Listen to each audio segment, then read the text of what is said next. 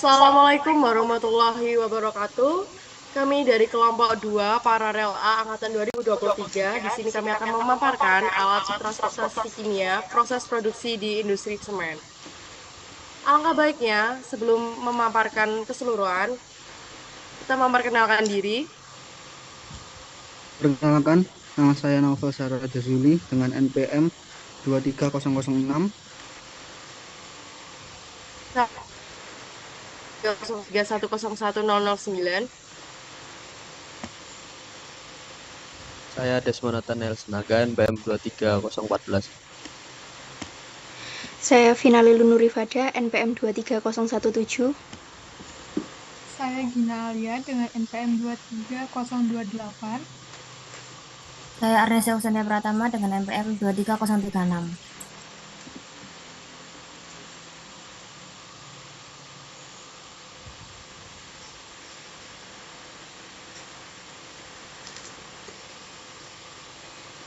Saya Cantika Krita Melina dengan NPM 23040.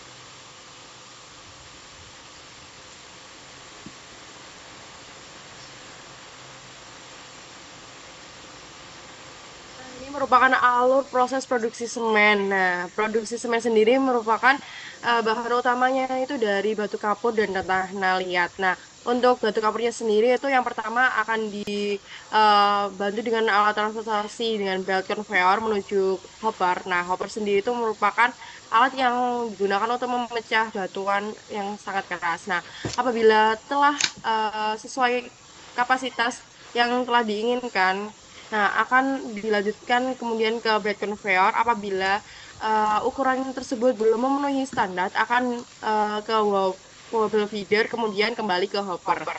Nah, untuk selanjutnya itu ada tanah liat. Nah, kemudian akan diangkut menggunakan bed conveyor seperti batu kapur, akan diarahkan ke clay cutter, yaitu untuk pengecilan tanah liat. Nah, kemudian akan diangkut dengan belt conveyor dan kemudian ditimbang ke feeder di wake feeder. Nah, ini wake, wake, wake feeder sendiri itu digunakan untuk menimbang berat dari si batu kapur dan tanah liat. Nah, kemudian apabila sudah memenuhi akan arahkan ke crusher, kemudian di ball mill. Nah, ball mill digunakan untuk menghaluskan dua bahan.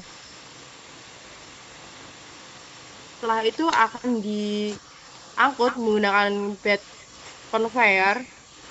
Nah, itu kemudian akan diarahkan ke clean. Nah, clean sendiri itu merupakan untuk pembakaran si bahan-bahan semen tersebut. Nah, pada clean tersebut juga akan ditambahkan bahan tambahan seperti gipsum, pasir silika, dan eh, pasir besi. Nah, kemudian setelah menuju clean, nah itu akan dikeluar, kemudian menuju ke elektrik presitator. Nah, elektrik presitator itu digunakan untuk pengendapan dan pemisahan debu. Nah, setelah itu kemudian diarahkan ke blending silo. Nah, blending silo sendiri itu akan penambahan bahan campuran lagi di blending silo.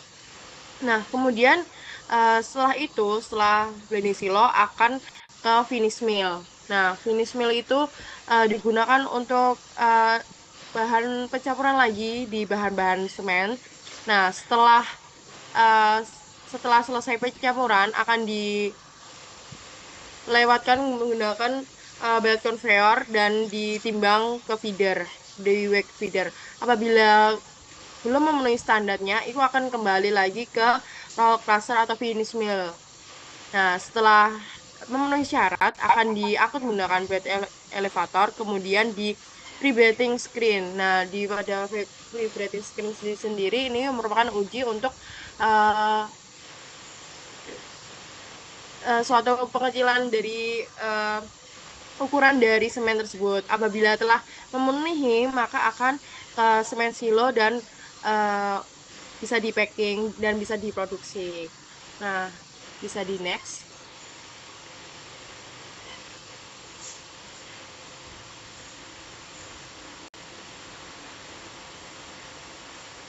Nah, ini merupakan alat hopper. Nah, fungsi dari hopper itu sebagai alat penampung awal untuk memasukkan ke dalam crusher. Nah, untuk prinsip kerjanya hopper sendiri itu menyimpan bahan baku seperti klinker, gypsum sebagai untuk sebelum diproses. Kemudian untuk bahan mengalir keluar melalui gravitasi dari bagian bawah hopper yang biasanya terbentuk kerucut. Yang pengatur aliran di bawah hopper, pengatur hopper sendiri mengurangi risiko penyumbatan dengan beberapa yang dilengkapi dengan vibrator untuk memastikan aliran lancar. Next.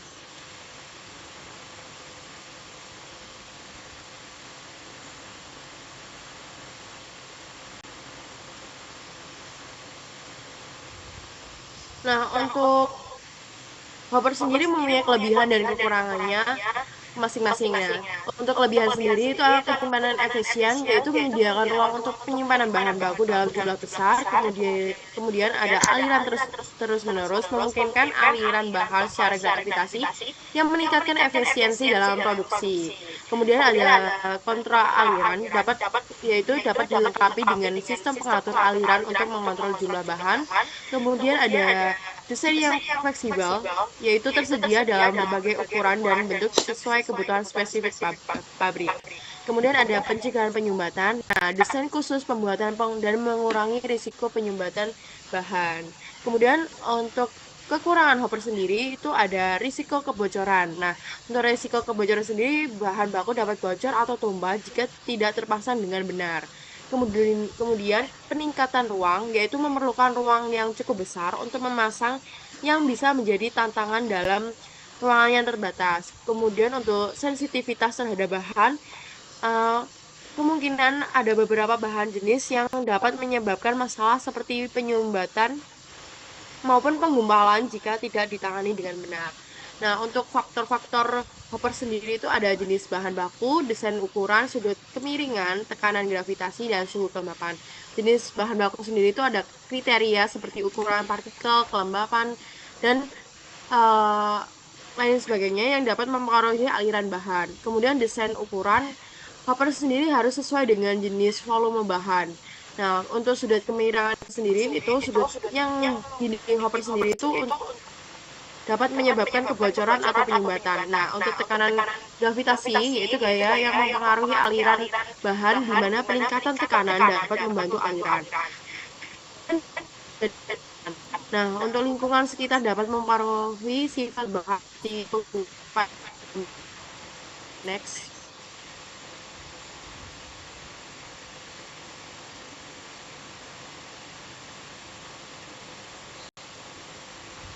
Nah, ini merupakan bagian-bagian komponen pada hopper, itu ada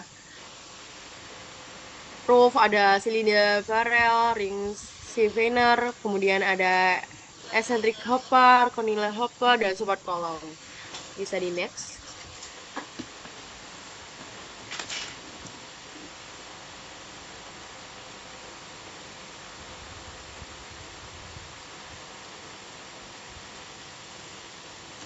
Ukuran awal umpan feed. Nah, umpan yang masuk atau awal dari batu kapur tergantung dengan hasil dari proses peledakan.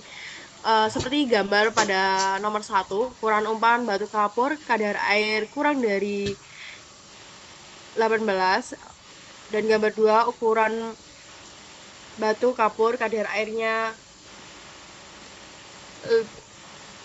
lebih dari berikut, merupakan ukuran dari feed atau umpan. Bisa dilihat.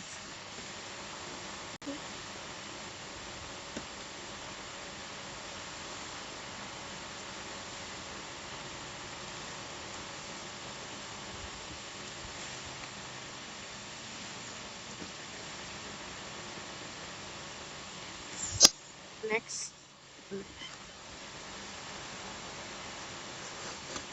Nah, ini ada jenis ukuran dari umpan sendiri, yaitu ada panjang ukuran, kemudian dan lebar ukuran, yaitu ada maksimum dan minimum dan bisa juga rata-rata. Bisa di next.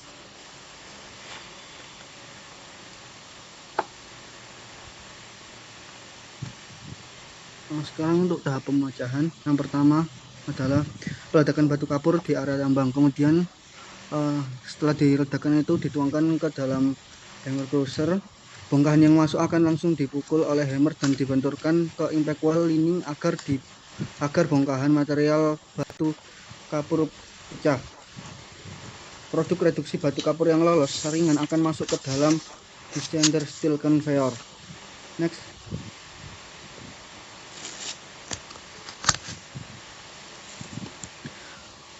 Kemudian prinsip kerja alat single shaft hammer crusher. Yang pertama memiliki satu toggle. Toggle ini berfungsi seperti screening dan melindungi penghancur jika material yang tidak dapat dihancurkan memasuki ruang penghancur. Kemudian yang kedua berdasarkan putaran hammer rotor dan pukulan hammer.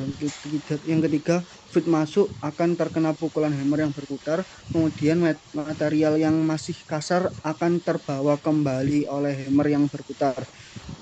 Kemudian partikel yang lolos dari saringan atau grade basket akan masuk ke dalam descender steel conveyor. Next.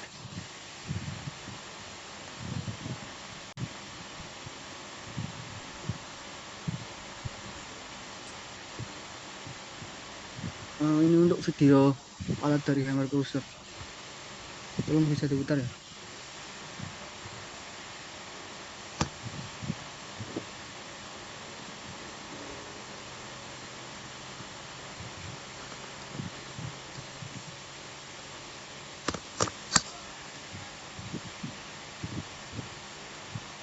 Jadi di rumah yang terdapat Ini bagian dalam untuk hammer crusher yang bisa untuk menghancurkan batu-batuan yang masuk. Kemudian batunya akan masuk lewat atas ini.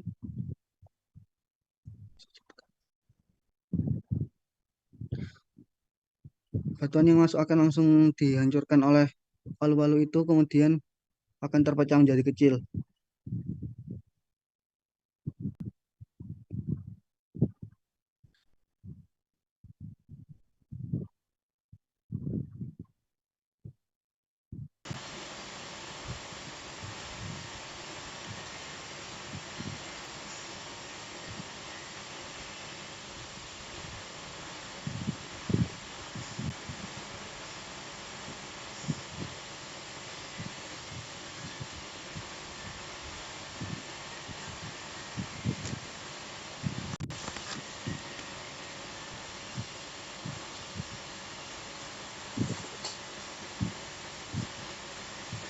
Kemudian tadi setelah batuan yang pecah menjadi kecil akan melewati saringan yang kemudian bisa ke tahap selanjutnya.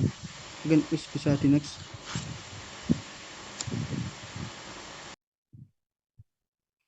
Untuk ukuran produk reduksi batu kapur, jenis ukurannya dari rata-rata ada panjang 48,17 mm dan lebar 6,55 mm. Dan maksimum ada minimumnya bisa dilihat 210 sampai 139 dan 62 sampai 35. Next.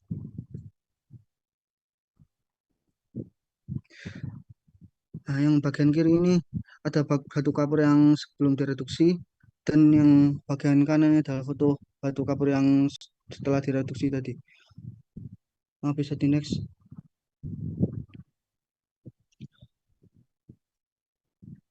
Bagian-bagian alat single shaft hammer crusher. Nomor 1 ini namanya mount, kemudian nomor 2 impact wall lining, yang ketiga ada hammernya, keempat hammer rotor, kelima grade basket, dan keenam outer. Next. Kelebihan dan kekurangan hammer crusher. Untuk kelebihannya yaitu ukuran hasil gilingan fleksibel dan penyusun mesin cukup sederhana. Kekurangannya hasil reduksi tidak rata dan membutuhkan energi yang besar pada awal penggilingan. Next. Untuk faktor yang bisa mempengaruhi hammer crusher tadi itu kelembapan pada bahan mempengaruhi penggilingan, karena jika diproses reduksi pada hammer crusher akan akan menutupi grade bar yang membuat tersumbat sehingga putaran hammer crusher terhambat dan menyebabkan terhentinya proses reduksi. Next. Baik, yang selanjutnya itu adalah alat dari wobble feeder. Next. Alat wobble feeder ini adalah alat pengumpan yang menggunakan roda bergerigi untuk mendorong material dan sering digunakan dalam pabrik semen, khususnya itu pada tahap pengolahan bahan baku seperti batu kapur.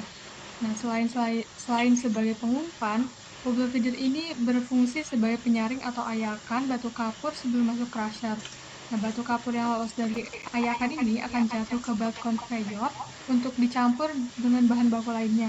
Sedangkan batu kapur berdiameter lebih dari 90 mm akan diarahkan ke limestone crusher untuk dihancurkan oleh hammer mill point 1, 2, dan 3 yang masing-masing itu memiliki kapasitas 700 ton per jam. Setelah dihancurkan menjadi bongkahan yang kecil dengan diameter kurang dari 90 mm, batu kapur ini kemudian akan bergabung kembali dengan material yang lolos dari ayakan di belt conveyor yang sama. Next. Nah, jadi untuk prinsip kerja wobble feeder ini, material itu akan dimasukkan dari bagian atas alat, lalu diproses melalui batang baja elips yang berputar searah. Batang-batang ini memiliki celah dengan ukuran tertentu, sehingga material yang lebih kecil dari ukuran yang ditentukan bisa keluar melalui celah tersebut.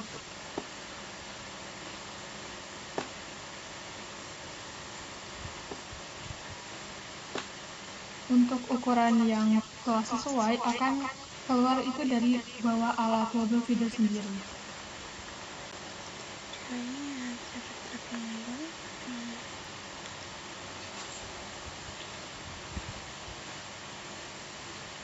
Oke, next.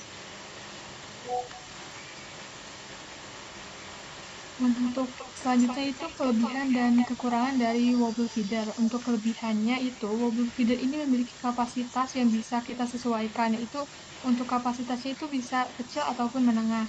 Yang kedua itu kebutuhan perawatannya rendah dan tidak menimbulkan debu, getaran, atau suara yang keras. Untuk kekurangan dari wobble feeder sendiri itu memiliki modal biaya yang tinggi dan tidak bisa untuk material bulat atau licin seperti kerikil dan batu bara. Next.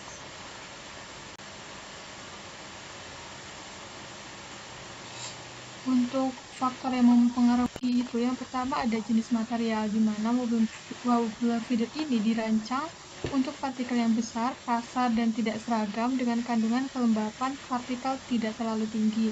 Yang kedua itu kecepatan rotasi poros, di mana kecepatan yang terlalu tinggi akan menyebabkan material itu terbawa terlalu cepat tanpa seleksi yang baik, dan kecepatan yang terlalu rendah dapat menyebabkan penumpukan material. Next. Yang selanjutnya ini merupakan alat belt conveyor. Nah, belt conveyor ini merupakan sistem pemindah material yang menggunakan sabuk sebagai media untuk mengangkut barang atau material dari satu level ke level lainnya. Next.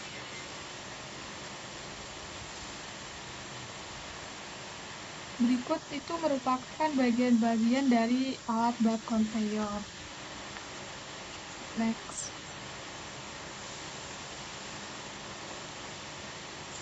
Nah, fungsi belt conveyor sendiri itu untuk memindahkan material secara vertikal atau miring sehingga akan mempermudah proses produksi dan distribusi dengan meningkatkan efisiensi. Next.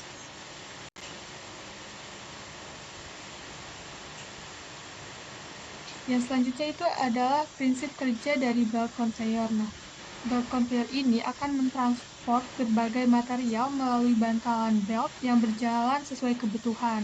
Jadi setelah material sampai di head pulley, material ini akan ditumpahkan. Nah, head pulley ini berfungsi untuk mengatur dan menarik belt melalui gesekan antara drum yang berputar dengan belt. Next. Berikut merupakan video dari prinsip kerja belt conveyor.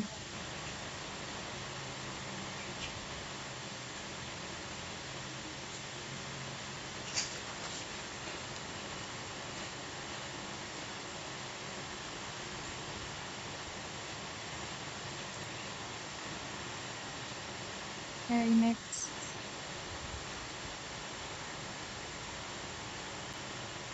Yang selanjutnya adalah faktor-faktor dari penggunaan belt conveyor. Yang pertama itu kapasitas material yang ditangani, di mana kapasitas yang digunakan itu harus disesuaikan dengan belt yang akan digunakan. Yang kedua adalah jarak pemindahan material. Yang selanjutnya itu tingkat kemiringan, di mana tingkat kemiringan ini harus diatur sesuai dengan material dan kapasitas yang akan digunakan. Yang selanjutnya itu untuk faktor ukuran, bentuk, dan sifat dari material ini, pada belt conveyor umumnya itu menggunakan material yang kering. Next. Adapun kelebihan dan kekurangan dari belt conveyor ini, untuk kelebihannya yang pertama, belt conveyor ini bekerja secara otomatis, mudah dalam memulai operasi, beroperasi secara terus-menerus, membutuhkan sedikit ruang, dan menurunkan biaya produksi saat memindahkan material. Untuk kekurangannya ini, sabuk sangat peka terhadap pengaruh luar, biaya perawatannya sangat mahal, dan sabuk bisa robek karena batuan yang keras dan tajam atau lepasnya sambungan sabuk. Next.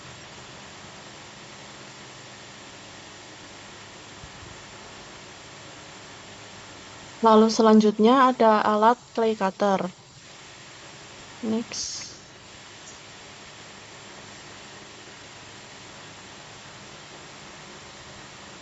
Jadi prinsip kerja dari alat clay cutter sendiri yaitu untuk pengolahan tanah liat dengan kandungan H2O maksimal 25%. Pertama, bahan dibawa dari clay storage dengan wheel loader menuju clay hopper. Setelah itu, tanah liat diumpankan ke clay cutter dengan prinsip kerja yaitu terdiri dari 2 unit horizontal roll yang berukuran besar. Lalu masing-masing roll berputar dengan arah yang berlawanan dan kecepatan putaran rollnya pun berbeda sehingga menyebabkan efek gesekan pada material. Lalu tanah liat yang berbentuk bongkahan akan melewati roll yang bentuknya seperti cutter, sehingga tanah liat akan terpotong-potong menjadi ukuran yang lebih kecil. Lalu terjadi size reduction dari diameter 80 menjadi diameter lebih dari 8 cm. Lalu produk dari clay cutter akan turun ke belt conveyor, kemudian ditimbang oleh belt scale yang terdapat dalam belt conveyor. Dan tanah liat akan bercampur dengan batu kapur pada belt conveyor menuju ke secondary crusher. Next.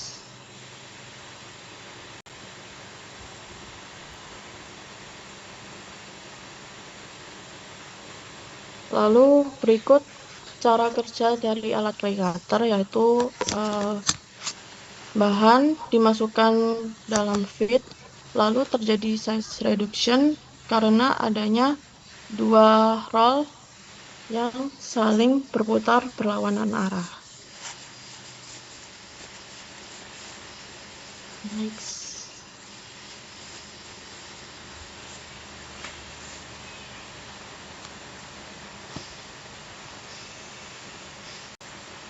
Lalu adapun kelebihan dan kekurangan dari clay cutter.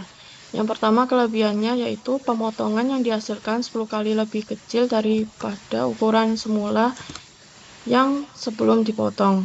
Lalu dapat mempermudah proses pengeringan pada saat pengolahan bahan baku pada tahap selanjutnya. Dan kekurangannya yaitu sering terjadi kemungkinan minor stoppage idling losses pada prosesnya, dan tanah liat yang terpotong tidak merata yang dapat menyebabkan potongan tidak sesuai spesifikasi. Next.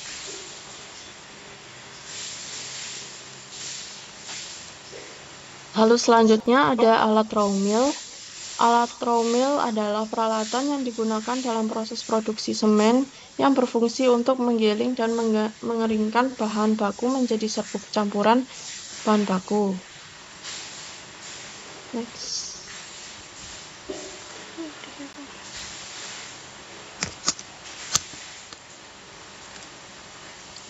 Lalu prinsip kerja dari alat raw mill, yaitu yang pertama, campuran bahan akan masuk ke roller mill melalui triple gate, di mana gate-gate ini membuka dan menutup secara bergantian sehingga dapat berfungsi juga sebagai seal air. Triple gate digerakkan oleh sistem hidrolik dan diatur oleh solenoid. Bahan akan jatuh tepat di tengah-tengah grinding table yang berputar. Dengan gaya sentrifugal, bahan akan tersebar ke tepi-tepi dan tertahan oleh dam ring pada sekeliling grinding table. Lalu untuk umpan masuk dari alat ini adalah 8 cm dan akan menghasilkan umpan keluar sebesar 45 mikron.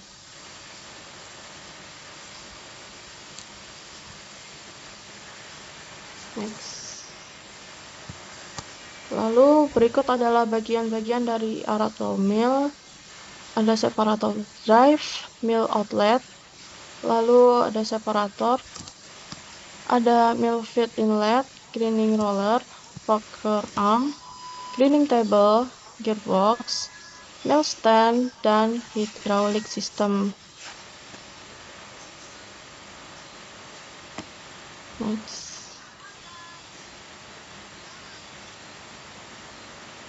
Lalu berikut adalah video dari alat raw mill itu sendiri.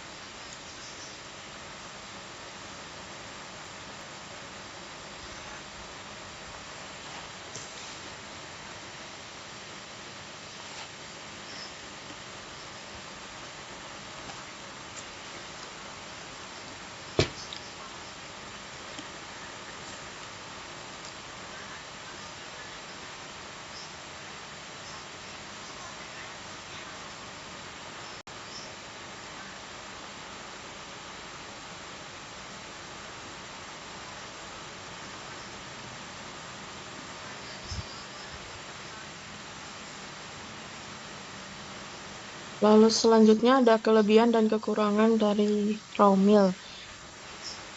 Kelebihan raw mill sendiri yang pertama, biaya operasi rendah, lalu perlindungan lingkungan dan bersih, proses berjalan secara kontinu sehingga bisa mempercepat pekerjaan. Lalu kekurangan dari alat raw mill itu sendiri, yang pertama komponen alat yang banyak dan produksi debu yang berlebihan sehingga dapat mengganggu polusi sekitar.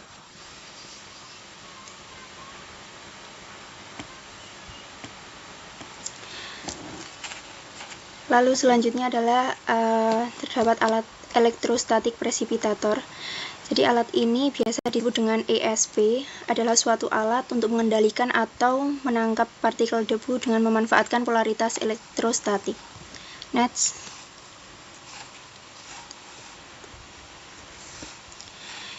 Jadi prinsip kerja elektrostatik presipitator ini pertama, gas buang yang mengandung partikel debu seperti silika dan alumina mengalir melalui unit ESP. Elektroda positif memancarkan ion positif yang mengionisasi partikel debu yang ada di udara. Dan partikel debu yang terionisasi bermuatan positif kemudian tertarik ke elektroda negatif sehingga partikel tersebut menempel dan membentuk lapisan debu pada permukaan elektroda. Setelah partikel debu cukup banyak menempel, elektroda akan dibersihkan menggunakan sistem getaran atau penyemprotan air, sehingga debu yang terakumulasi dapat jatuh ke bagian bawah alat untuk diangkut dan dibuang. Next.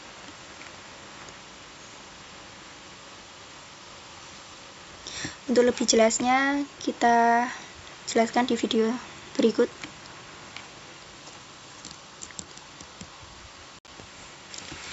Jadi pada alat ini terdapat pelat pengumpul yang dihubungkan dengan rangka luar. Jadi ini merupakan elektroda pelepasan. Elektroda ini bermuatan negatif dengan tegangan tinggi yang diisolasi dari tanah saat gas mengalir melalui ruang debu partikel.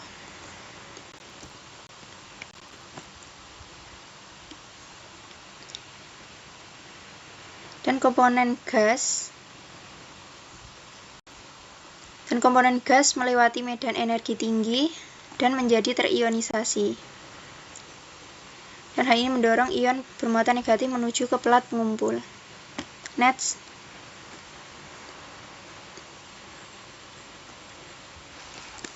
Adapun kelebihan dan kekurangan dari alat elektrostatik presipitator.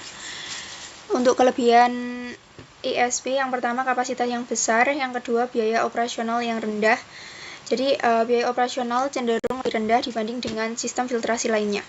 Yang ketiga efisiensi yang tinggi, yaitu ESP dapat menangkap hingga 99% partikel termasuk debu halus yang sulit dihilangkan oleh metode lain. Yang keempat ramah lingkungan. Adapun kekurangannya, yang pertama biaya awal yang tinggi dan keukuran dan ruang. Next. Lalu selanjutnya ada alat bucket elevator.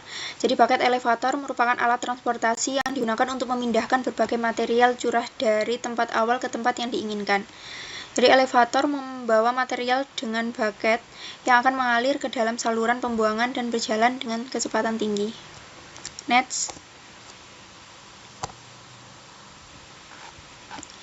Prinsip kerja dari bucket elevator. Mekanisme kerja dari bucket elevator yaitu pertama material curah atau bulk material masuk ke corong pengisi atau feed hopper pada bagian bawah elevator atau boot. Kemudian material curah ditangkap oleh bucket yang bergerak. Kemudian material curah tersebut diangkat dari bawah ke atas ke proses selanjutnya. Next.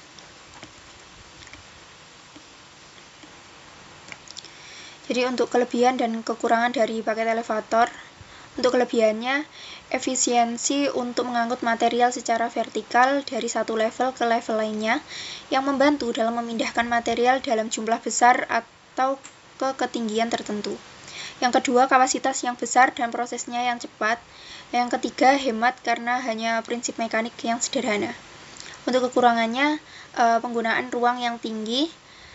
Yang kedua, resiko material tumpah dan tertinggal dan tidak cocok untuk material lengket atau basah.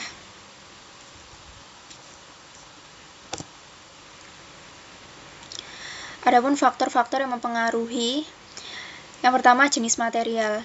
Jadi bentuk dan jenis material yang basah dan lengket akan berpengaruh terhadap efisiensi. Yang kedua, desain dan ukuran bucket. Jadi desain dan ukuran bucket akan berpengaruh dengan kapasitas bahan yang diangkut. Yang ketiga, jarak dan tinggi pengangkutan. Jadi semakin tinggi dan jauh material yang diangkut, maka semakin besar daya yang dibutuhkan penggerak. Yang keempat, lingkungan. Jadi suhu dan sifat material yang korosif, misalnya, dapat berpengaruh terhadap kerusakan alat atau bucket.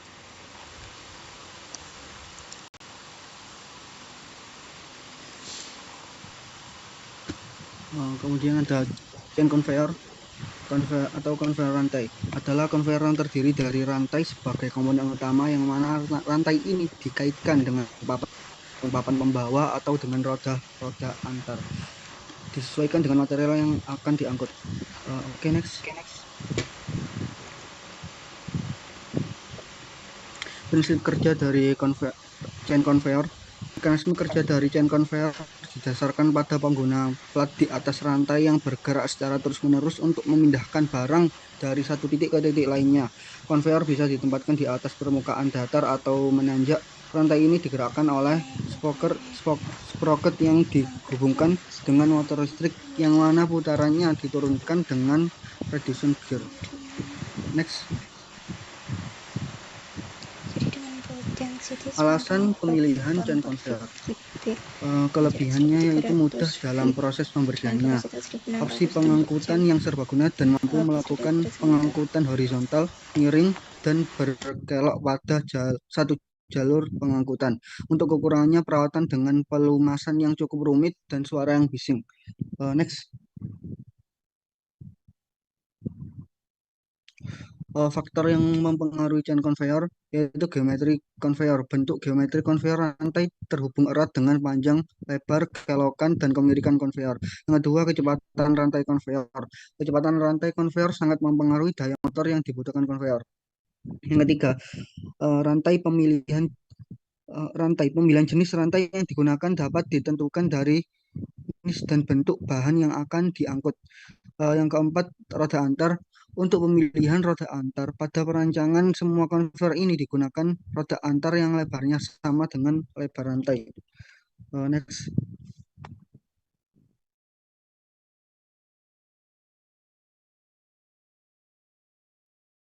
Eh, Baik, selanjutnya ada rotary clean.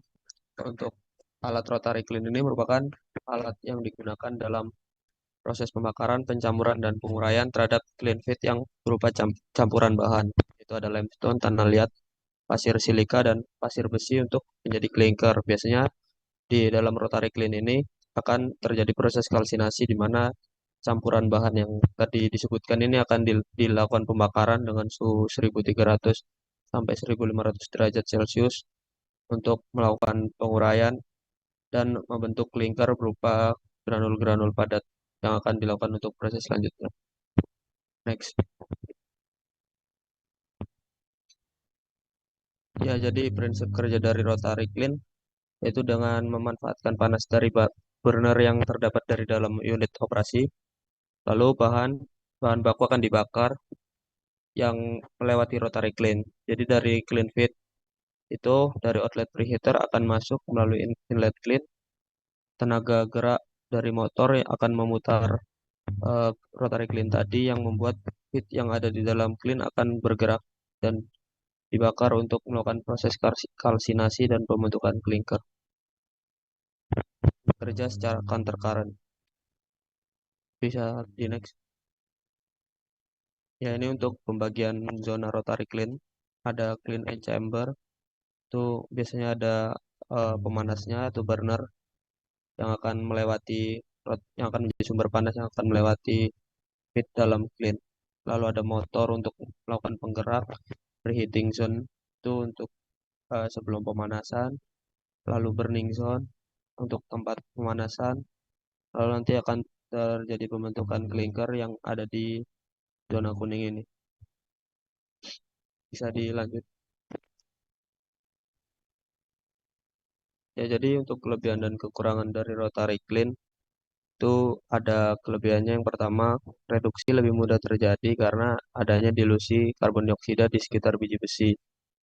Yang kedua, suhu kerja yang jauh lebih rendah dibandingkan dengan blast furnace, juga energi yang digunakan lebih kecil. Yang ketiga, ada mengurangi preparasi gasification batu bara. Untuk kekurangannya, produktivitas yang rendah. Yang kedua, susah untuk dilakukan kontrol proses dan kualitas sistem. Yang ketiga, efisiensi energi yang rendah. Bisa dilanjut.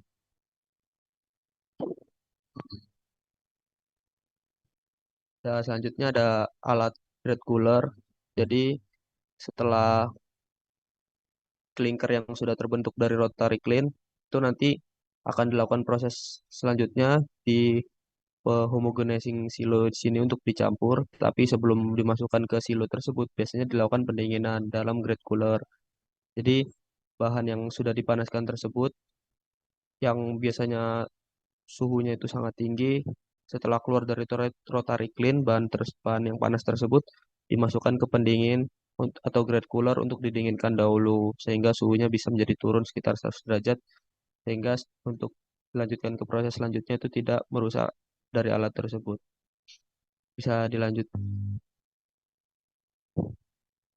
Ya, ini untuk fungsi grade cooler, sebuah alat pendingin yang ditempatkan setelah clean. Jadi setelah adanya rotary clean, klinker yang tadinya sudah terbentuk karena memiliki suhu yang sangat panas, yaitu suhu 1400 derajat, maka dilakukan pendinginan terlebih dahulu untuk dilakukan proses selanjutnya. Biasanya diturunkan suhunya menjadi 100 derajat dalam grade cooler ini.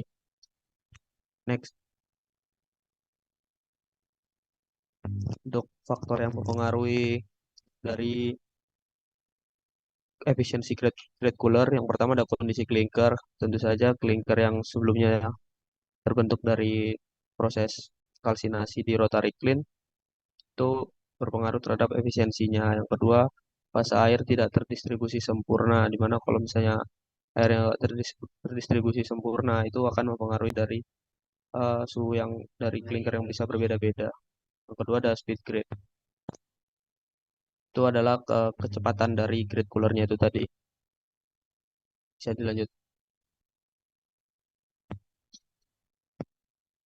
Untuk kelebihan dan kekurangan grid cooler, kelebihannya ada aliran truk dan udara pendingin di dalam grid cooler itu bergerak secara bersilangan atau cross flow, sehingga perpindahan panasnya antara truk dan udara pendingin diharapkan berlangsung secara optimal. Untuk kekurangannya, pengoperasian harus diset ulang sesuai dengan kondisi clinker.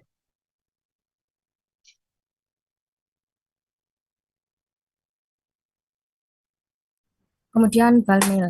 Ball mill pada industri semen yakni mesin penggiling berbentuk silinder atau bola.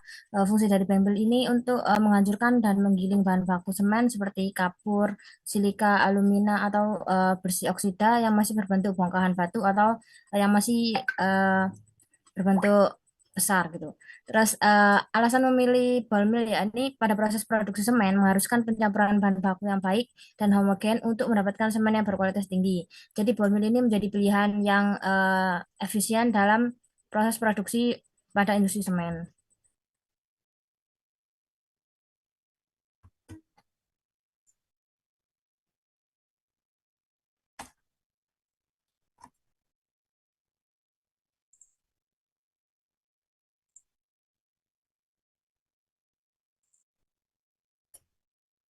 Kemudian ini merupakan bagian-bagian dari ball mill.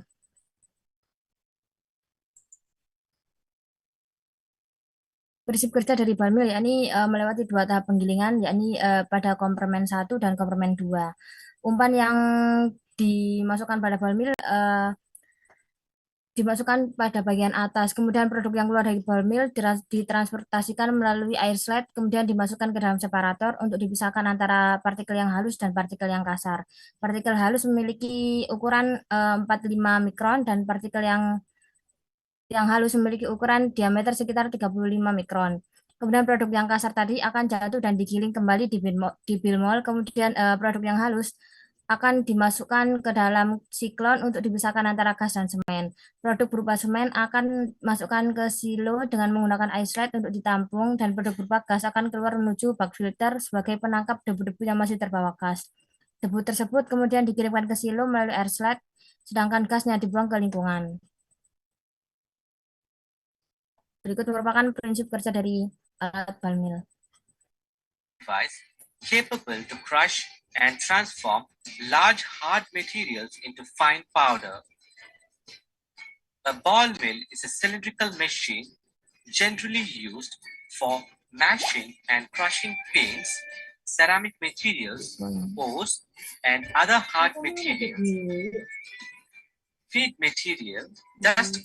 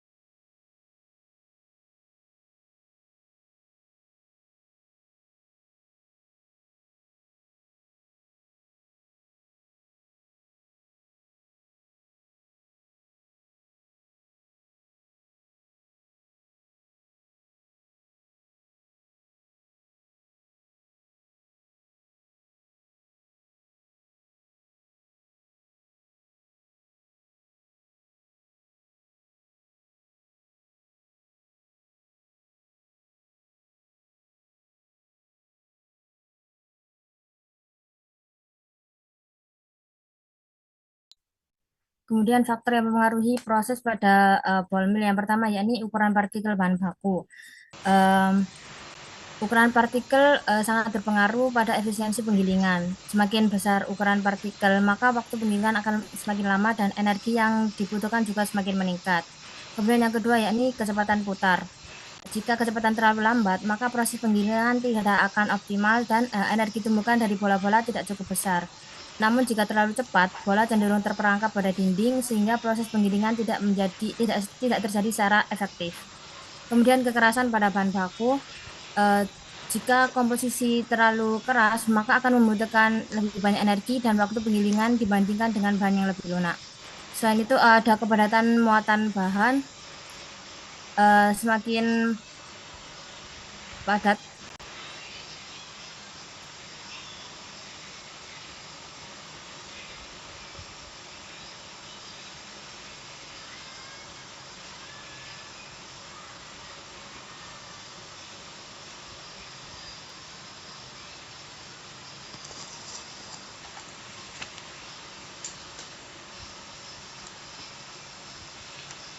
selanjutnya ada kepadatan muatan bahan.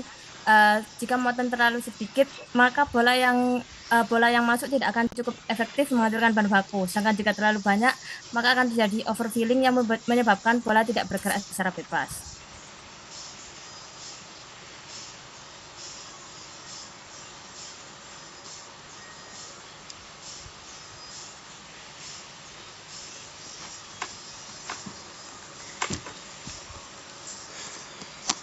Kemudian kelebihan dan kekurangan menggunakan ball mill. Yang pertama, kelebihannya yakni cocok digunakan untuk proses produksi yang dilakukan secara kontinu atau terus-menerus.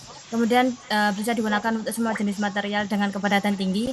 Yang ketiga yakni resio penghancurannya yang besar. Kemudian kekurangannya yakni kebisingannya besar, getarannya yang kuat, serta kecepatan rendah dan perlu dilengkapi dengan peralatan sterilasi. Kemudian peralatannya berat dan investasinya besar.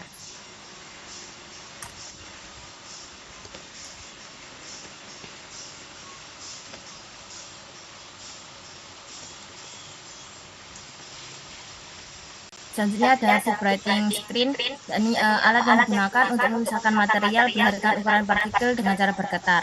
Partikel yang berukuran besar akan tetap berada di atas dan partikel yang berukuran kecil akan lolos. Alasan memilih alat vibrating screen yakni karena efektif dalam memisahkan partikel berbagai ukuran dengan cepat untuk proses produksi yang terus-menerus, serta mampu menangani volume material yang besar sesuai dengan kebutuhan semen yang berproduksi dalam jumlah besar.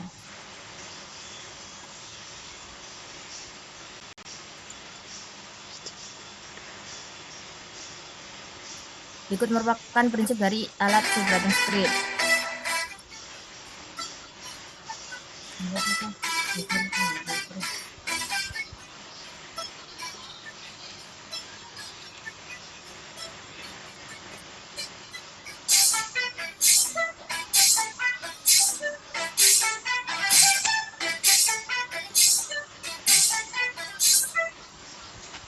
Bisa dilihat di video bahwa material yang akan disaring dimasukkan lewat atas dan bergetar. Kemudian ketika material bergerak dari layar yang bergetar, maka partikel yang lebih kecil dari lubang akan lolos dan jatuh ke bagian bawah, sedangkan partikel yang berukuran besar akan tetap berada di atas.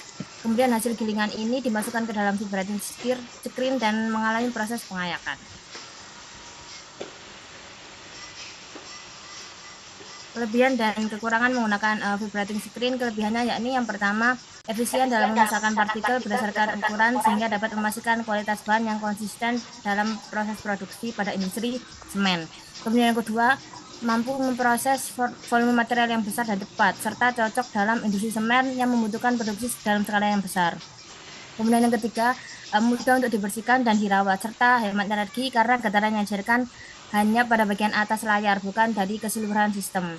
Kemudian kekurangan menggunakan vibrating screen yakni yang pertama, menghasilkan tingkat kebisingan yang tinggi selama operasi.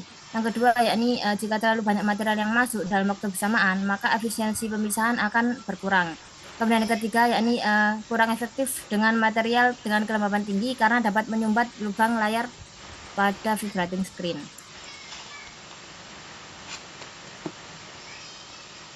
Selanjutnya, faktor yang mempengaruhi pada vibrating screen. Yang pertama, bentuk dan ukuran partikel. Partikel yang lebih kecil akan lebih mudah menembus layar, sementara partikel yang lebih besar mungkin akan tertahan. Oleh karena itu, ukuran bukaan layar harus disesuaikan dengan ukuran partikel yang akan dipisahkan. Kemudian bentuk partikelnya yakni partikel yang bulat cenderung bergerak lebih mudah dibandingkan dengan partikel yang memiliki bentuk yang tidak beraturan atau tajam.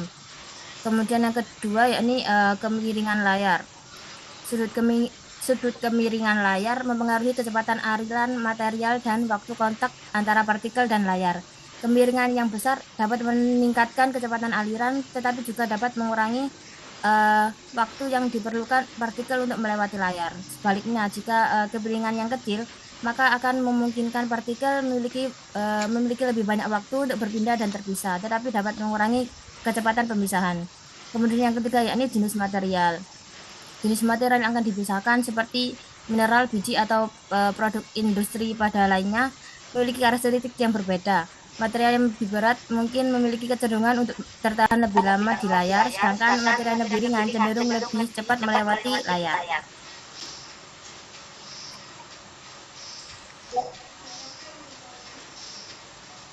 Baik, selanjutnya ada alat yang terakhir untuk penyimpanan yaitu storage silo. Bisa dilanjut.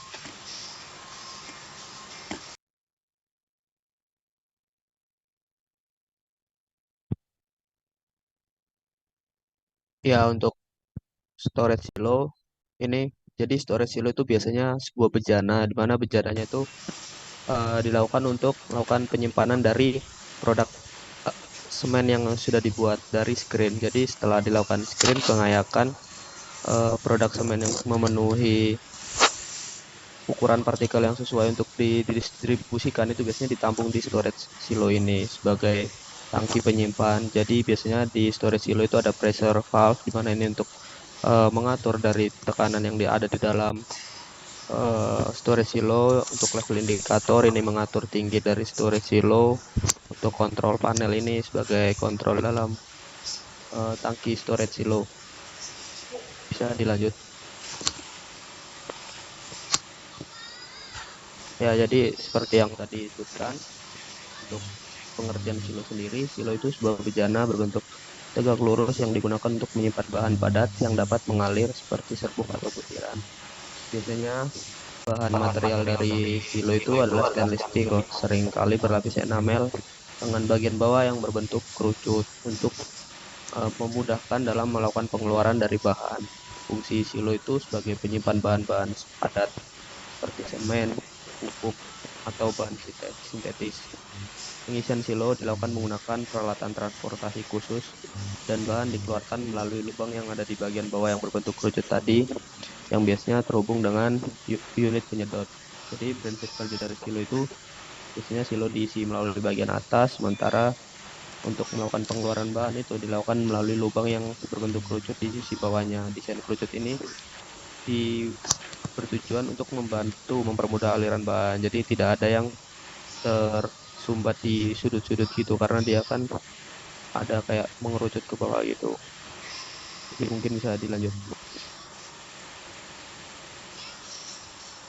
Ya, untuk kelebihan dan kekurangan storage silo. Pertama, kelebihannya dia itu hemat ruang. Yang kedua, storage silo memiliki biaya yang lebih rendah dibandingkan dengan opsi penyimpanan lainnya. Kekurangannya, silo dapat menimbulkan akumulasi karbon dioksida yang dapat menyebabkan sesak napas saat membuka silo. Next. Untuk faktor yang berpengaruh dalam bejana silo atau silo storage, pertama ada kelembapan dan suhu. Semen rentan terhadap kelembapan karena dapat menyebabkan penggumpalan, serta suhu tinggi itu dapat mempercepat dehidrasi dari semen. Jadi kelembapan dan suhu berpengaruh terhadap silo. Yang kedua ada desain dari silo. Ukuran, bentuk, dan sistem ventilasi harus diperhatikan agar meminimalkan kemungkinan penyebab dari kerusakan material seperti menggumpal atau sumbatan. Yang selanjutnya ada kapasitas penyimpanan. Jika silo terlalu penuh, maka resiko terjadinya penggumpalan juga semakin meningkat. Jadi level indikator yang tadi ada di bagian silo itu juga bisa dilakukan untuk mengatur kapasitas dari silo itu sendiri. Bisa dilanjut. Untuk selanjutnya adalah hasil analisis perancangan pada belt conveyor. Next.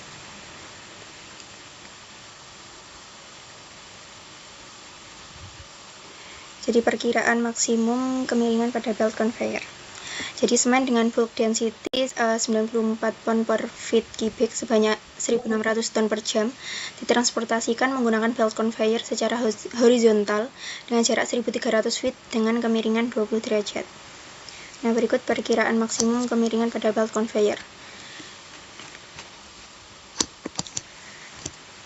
Jadi ditentukan jenis belt conveyor yaitu tipe 45 derajat torque belt, trial lebar belt conveyor dengan rekomendasi maksimal 20 derajat.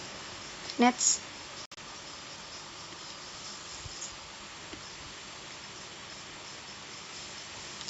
Lalu selanjutnya lebar dan kecepatan pada belt conveyor. Jadi di trial 1 dengan lebar belt 60 inch dapat dilihat pada tabel 5.5 Wallace dengan lebar belt 60 inch dan kemiringan 20 derajat, tipe 45 derajat torque belt stroke bed dari tabel 5.5 dengan lebar belt 60 inch dan kemiringan 20 derajat diperoleh kapasitas sebesar 931,2 ton per jam dengan kecepatan 100 feet per menit. Next.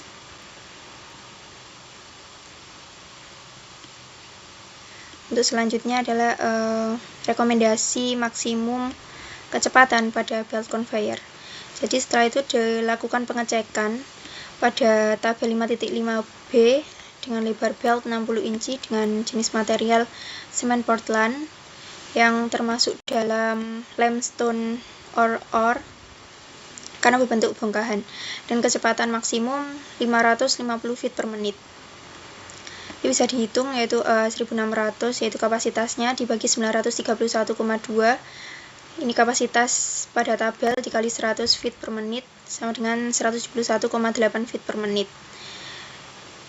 Jadi 107 dengan kecepatan 171,8 feet per menit ini masih berada dalam range kecepatan maksimum dan dapat diasumsikan bahwa lebar belt 60 inch adalah memenuhi. Next. Lalu selanjutnya menghitung panjang lintasan belt dengan kapasitas 1.600 ton per jam, panjang conveyor 1.300 feet per cos 10 derajat sama dengan 1.320,0649 feet, dan ketinggian conveyor 1.300 per tan 10 derajat sama dengan 7.372,9582 feet. Next. Selanjutnya adalah menghitung daya yang digunakan untuk menggerakkan motor belt conveyor. Jadi kita menghitung power horizontal dengan rumus 0,4 ditambah L per 300 dikali W per 100. Sama dengan 0,4 ditambah 1.300 per 300 dikali 1.600 per 100 sama dengan 75,7 horsepower. Lalu selanjutnya power vertikal sama dengan 0,001 dikali sama dengan 0,01 dikali 7.372,9582 feet dikali 1.600 diperoleh 11.796,7331 horsepower. Nah, bisa dilihat pada tabel power to drive empty conveyor. Jadi untuk length of conveyor ini diperoleh 1320,0649 pada lebar 60 inch. Ini diperoleh sekitar 10,2 horsepower. Lalu dihitung PMT-nya yaitu 10,2 dikali 171,8 dibagi 100 sama dengan 17,5236 horsepower. Lalu dihitung P total sama dengan power horizontal ditambah power vertikal ditambah power MT, dan diperoleh totalnya yaitu 11.889,9536 horsepower.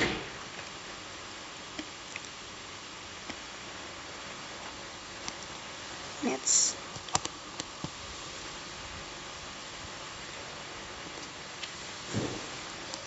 Baik, selanjutnya ada pelaporan hasil analisis ayakan. Nah, jadi dalam proses screen pada proses produksi semen itu sendiri, jadi kan pada tahap akhir dilakukan pengayakan untuk seleksi di mana berapa ukuran diameter partikel dari semen itu sendiri. Jadi sudah kita buatkan sebuah tabel di sini dengan ukuran mesh 35, yang paling besar itu di 200. Untuk mesh yang untuk ukuran partikel yang lolos dari mesh 35 dan tertahan di mesh 42, itu berat bahan yang tertahan ada 5 gram. Untuk average size-nya itu di 384 dalam satuan mikron. Untuk selanjutnya ada yang lolos dari mesh 42 dan tertahan di 48, itu ada berat tertahan 9 gram dan dengan average size mikron 320. Nah, untuk data selanjutnya bisa dilihat dalam tabel dengan berat total bahannya 300 gram, lalu dicari persen fraksi masanya. Untuk mencari persen fraksi massa itu kita bisa melakukan dari berat bahan tertahan per berat bahan total 300. Jadi misal untuk Yang tabel pertama di lolos 35 dan tertahan 42 mes ini, berat bahan yang tertahankan 5 gram dibagi dengan 300 bagi berat bahan total dikalikan dengan 100%, maka didapatkan persen fraksi masanya yaitu 1,667%. Lalu di total mendapat 100% fraksi massa keseluruhannya. Bisa dilanjut. Ya, selanjutnya itu laporan hasil analisis. Jadi untuk tabel yang sebelumnya itu tadi itu sama. Untuk average size mikron yang dalam satuan mikron ini kita gunakan di sini dalam satuan inci. Jadi diameter ayakan itu dalam satuan inch. Kita ada di sini yaitu 0,0151 inch. Berat bahan tertahannya itu 5. Lalu fraksi berat tertahan di sini sama seperti sebelumnya, berat bahan yang tertahan dibagi dengan berat bahan total yaitu 5/300 itu menjadi 0,0166. Lalu untuk perhitungan persen tertahan itu sama, tinggal 5/300 dikali 100% untuk berat bahan yang lolos, yaitu kita bisa menghitung dari berat bahan total dikurangi berat bahan tertahan. Untuk persen lolosnya itu sama, menggunakan berat bahan lolos per berat bahan total dikali dengan 100% untuk data yang kumulatif. Bisa di next. Nah, jadi dari tabel yang tadi sebelumnya itu kita lakukan pengolahan data menjadi bentuk grafik. Jadi setelah kita ubah dalam bentuk grafik itu didapatkan grafik penentuan diameter partikel di mana sumbu X yaitu diameter partikel dalam satuan inch, lalu sumbu Y-nya yaitu fraksi berat yang tertahan.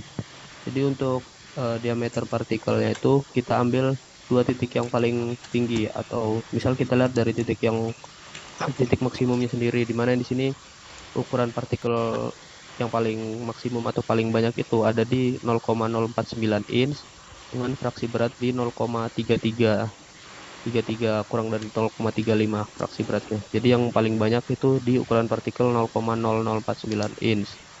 Nah, dari sini kita bisa menentukan dari diameter ukuran partikel dengan melihat dua titik yang paling tinggi, di mana di sini ada yang titik yang pertama di sini dan yang sebelahnya yang kotak merah sebelah kiri.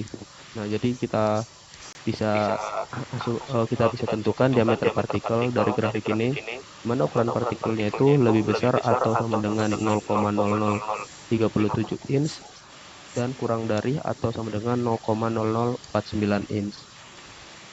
Untuk diameter partikel dari sampel semen yang sudah diproduksi seperti itu. Bisa dilanjut.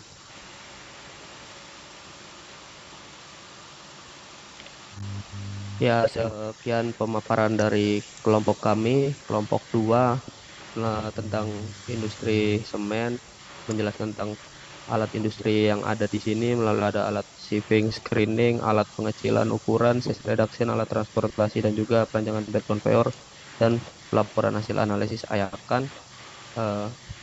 Kami tutup. Terima kasih sebesar-besarnya. Mohon maaf bila ada kesalahan kata dan koreksi sarannya kami terima. Wassalamualaikum warahmatullahi wabarakatuh.